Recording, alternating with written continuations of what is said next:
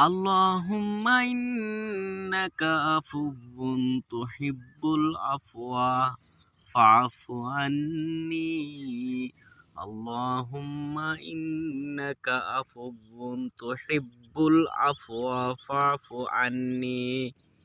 اللهم إنك عفو تحب العفو فاعف عني.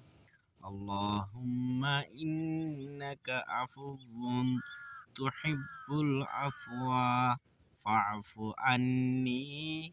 اللهم إنك عفو تحب العفو فاعف عني.